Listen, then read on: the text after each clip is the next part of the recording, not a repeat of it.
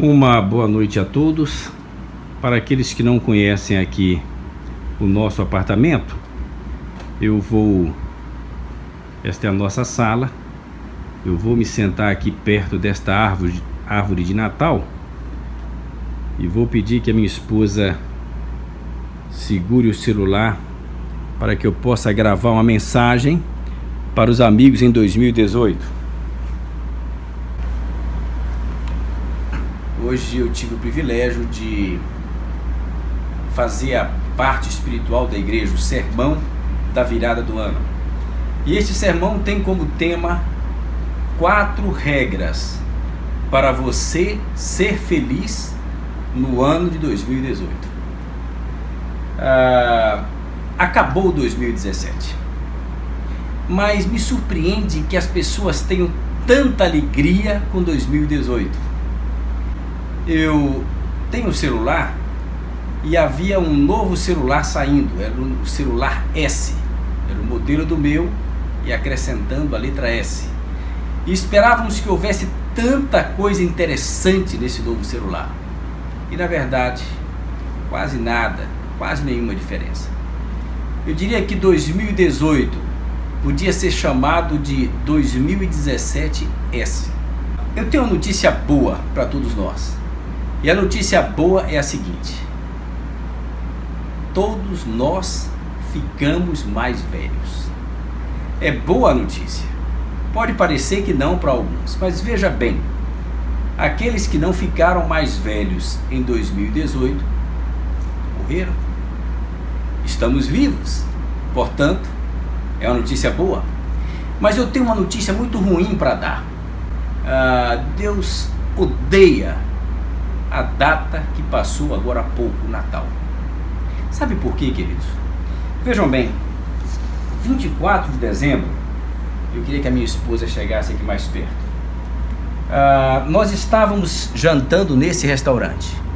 É um restaurante muito bom, é o melhor restaurante aqui da cidade de Belém do Pará. E aqui estavam alguns amigos, esse é o restaurante, nós estávamos na parte de cima. Bem neste final do restaurante, nessa direção aqui, existe uma chaminé.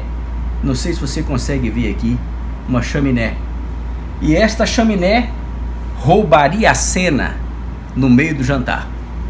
Nosso grupo estava nesta mesa jantando, eram alguns amigos do hospital, médicos, enfim. E de repente eu percebi que as pessoas correram para o lado do restaurante, para a sacada desta parte de cima. E eu corri também. E fui ver o que de tão interessante estava acontecendo ali. E para minha surpresa acontecia ali mais ou menos o seguinte: embaixo todos olhavam para a chaminé. E ali o som era o seguinte.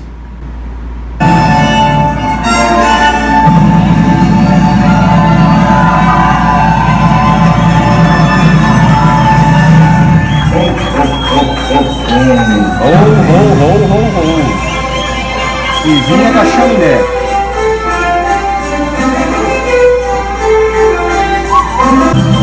Tudo o que acontecia era sempre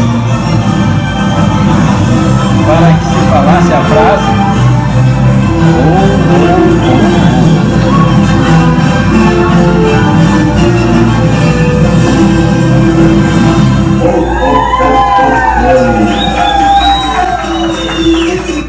Ele foi muito gentil.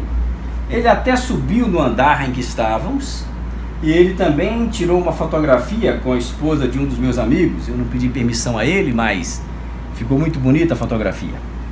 Vejam, queridos, a minha pergunta é: por que as pessoas querem Papai Noel e não querem Jesus? O que há de tão ruim em Jesus? A Bíblia responde no livro de Apocalipse, capítulo 3, versículo 20. E ali é dito o seguinte, Jesus dizendo: eis que estou à porta e bato. Se alguém ouvir a minha voz e abrir a porta, entrarei em sua casa e cearei com ele. Jesus não quer ser uma figura decorativa na nossa casa. Ele não quer entrar para ficar num cantinho da casa, não. Ele diz que ao entrar, ele vai para a sua mesa. Ele vai sentar com você. Ele vai fazer parte da sua vida. Ele vai sentar no sofá da sua casa. Ele vai assistir com você os programas de televisão, se é que ele pode assistir tudo o que você assiste na televisão. Mas o que ele promete é fazer uma mudança radical na sua vida para melhor e dando a você a verdadeira felicidade. Sabe, queridos, Papai Noel é diferente. Ele entra e não modifica nada.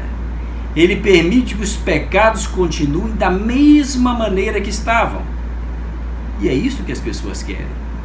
Continuar a vida levando da mesma maneira que faziam anteriormente. Jesus disse: sem mim nada podeis fazer.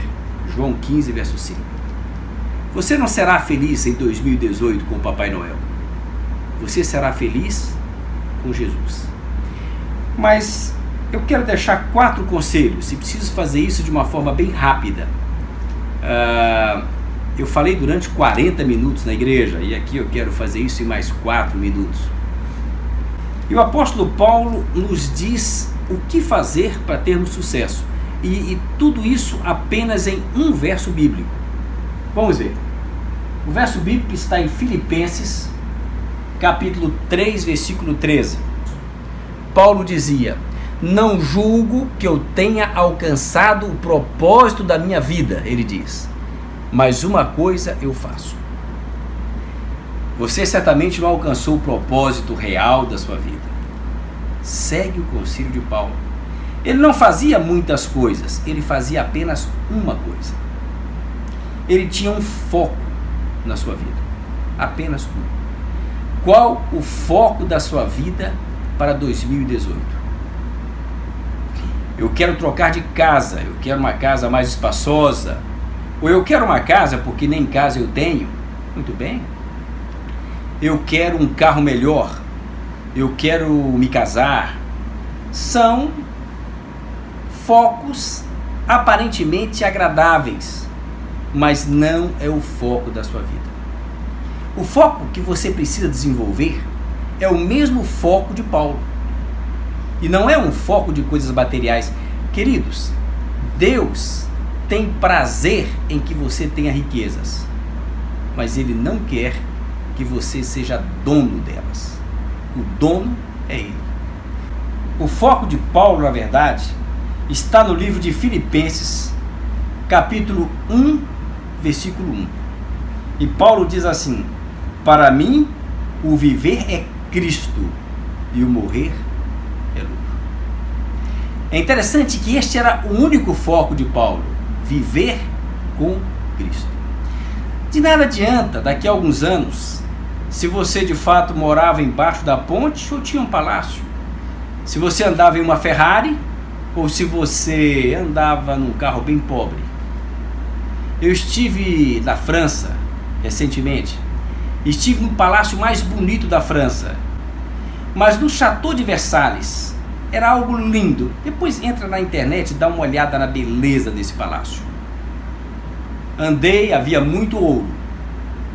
E depois eu perguntei: onde está o proprietário do palácio? Não existe mais. Eu estava ao lado da cama dele, do local mais bonito, mais sagrado, mais reservado, a cama do rei Luís XIII. Mas onde estava o rei? O rei não existe mais e não pôde levar o palácio. Por isso Paulo insiste: o foco da vida é Cristo. As outras coisas serão acrescentadas, mas elas não podem ocupar o lugar do foco. Vamos para o segundo. Uma observação ainda importante: o foco não é uma religião, o foco é Cristo. Você pode ser um bom religioso e ainda assim não ser um bom cristão. A segunda mensagem também está na continuidade do verso. Olha o que Paulo diz: uma coisa faço, esquecendo-me das coisas que para trás ficam. É interessante esquecer os fracassos da vida, as injustiças que fizeram com você, as traições, as mágoas, as lágrimas. Não lembre mais disso. Não traga essas coisas para 2018. Há pessoas amargas na vida, porque trazem para o ano seguinte as tristezas do ano anterior. Há uma escritora que disse algo muito bonito, Ellen White. Ela disse assim: não deis a Satanás o prazer de falar acerca dos terríveis fardos que estáis suportando. Toda vez que o fazeis, ele ri de que vos possa controlar e de que tenhais perdido de vista a Jesus Cristo, vosso Redentor. Toda vez que você foca na tristeza do passado, é porque você perdeu o foco, que é Jesus. Não olhe para o passado. Perdoe as pessoas que lhe machucaram no passado. Deixe isso para trás. Perdoar o quê? É interessante. Perdoe as ofensas, as injustiças, as traições, as mágoas do esposo para com a esposa, do pai para com o filho, de um amigo para com outro amigo. Perdoe. Não leve para 2018 o rancor de um coração amargurado pela falta de perdão. Terceiro ponto. Continuando então o que Paulo diz, ele diz assim: esquecendo-me das coisas que para trás fico, avanço. Precisamos avançar para algo que nós não conhecemos. E quando nós avançamos para o desconhecido, nós temos medo. 2018 pode não ser um ano de tantas alegrias quanto as músicas dizem. Lembra? Lembra das músicas? Adeus, ano velho, feliz ano novo. Que os sonhos se realizem no ano que vai nascer. Pode ser que os sonhos não se realizem. E pior, pode ser que algumas coisas difíceis aconteçam em nossa vida. Quem sabe? Uma doença grave está esperando por nós. Um câncer? Por que não? Uma outra tragédia familiar? O desemprego? Enfim, eu não sou pessimista, mas essas coisas, elas podem existir. A realidade nos faz ter certeza de que elas podem acontecer. E como fazer isso? Como avançar? Como avançar sem medo? Ah, sim. A Bíblia diz que Deus tem um carinho especial por cada um de nós. Aqueles que andam com Jesus, ele disse: o Senhor é o meu pastor e nada me faltará. Nada. Ele promete andar ao nosso lado. Ele diz: estarei convosco todos os dias até a consumação dos séculos. A Bíblia diz: aquele que te guarda não tosquenejará. Sabe, queridos, não há por que levar ansiedades para 2018. O verso bíblico de 1 Pedro 5, verso 7 diz: lançando sobre ele toda a vossa ansiedade, porque ele tem cuidado de vós. Deus não quer que você fique ansioso diante do ano de 2018. Quarto e último conselho também está na continuidade do verso de Paulo, em Filipenses 3, 13 e 14. Depois de avançar, ele diz assim: avanço. E avanço para quê? Avanço para o alvo, para o prêmio da soberana vocação em Cristo Jesus. Avançar em direção a um prêmio. Qual o prêmio? Não resta dúvida que o prêmio maior será um dia viver ao lado de Jesus no céu. Mas há um outro prêmio para vivermos aqui na terra. E este prêmio está no livro de João, capítulo 14, versículo 27. Jesus diz assim: deixo-vos um prêmio. E eu vou dizer qual é o prêmio agora, eu vou ler o verso. Ele diz: deixo-vos a paz. A minha paz vos dou. Não vou lá dou como o mundo a dá. Não se turbe o vosso coração, nem se atemorize. Não se turbe. Não se angustie. Deixo-vos a paz. A pergunta que você talvez me fizesse nesse momento é a seguinte: Marcos, como ter paz no meio da guerra.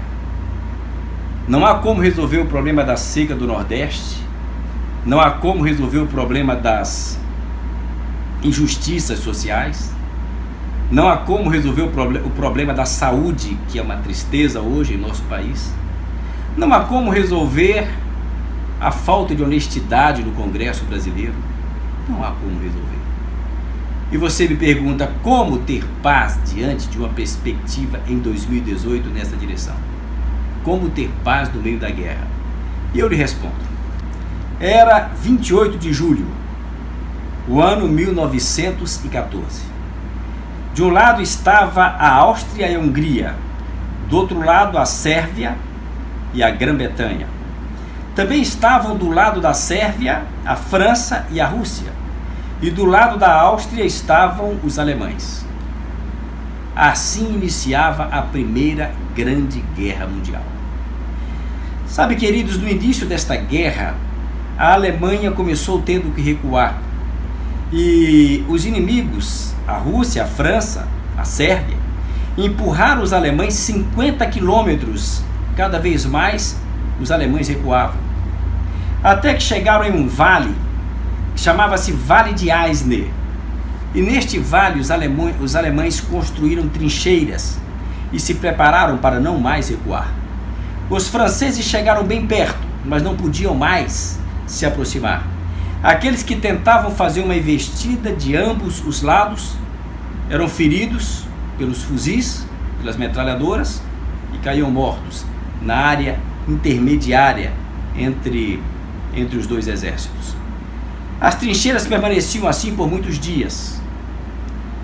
As pessoas estavam tristes ali. Alguns colegas mortos no meio do caminho. Essa área chamava-se Terreno de Ninguém, ficava entre as duas trincheiras. Não havia mais uma alimentação tão boa. O moral do grupo estava abalado dos dois lados. Quando chegou o dia 24 de dezembro, dia do Natal.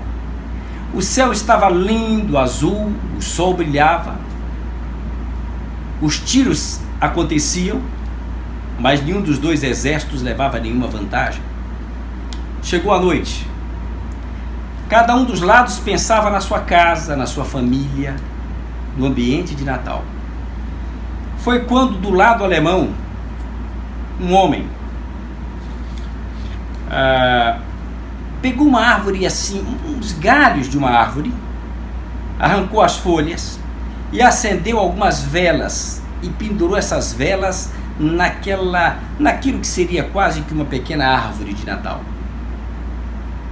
Um outro soldado, que cantava muito bem do lado alemão, começou a cantar uma música naquela noite. E a música era exatamente esta que está aqui.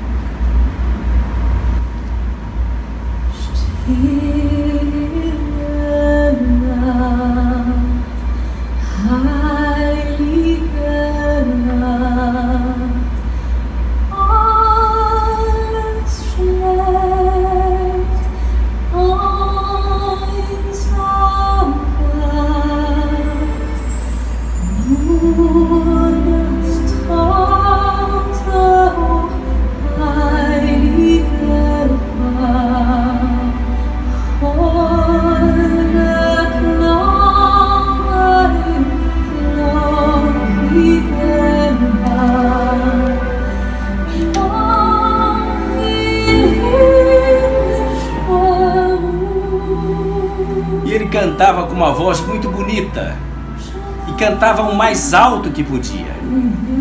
E quando ele acabou de cantar, ouviu-se aplausos, e aplausos das duas trincheiras, dos seus amigos e dos seus inimigos.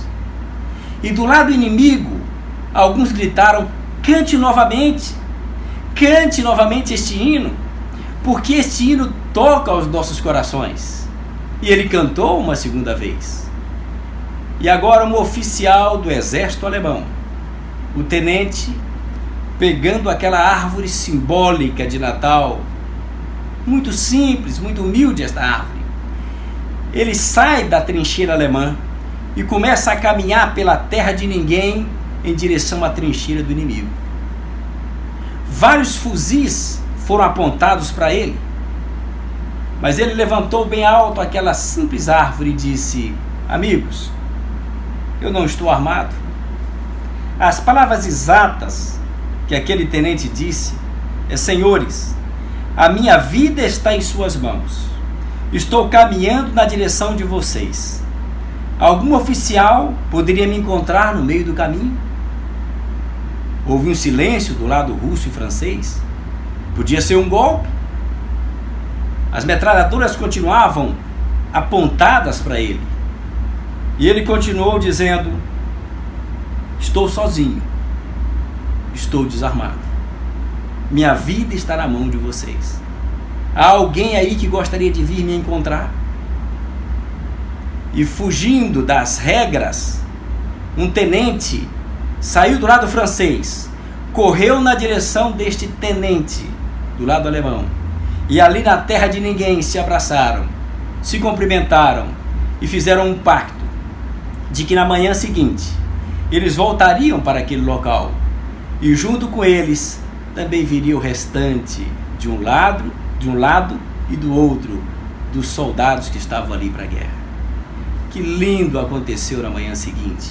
Na verdade, as fotos foram proibidas, mas depois de um tempo, algumas fotos foram escondidas, porque era proibido publicar essas coisas.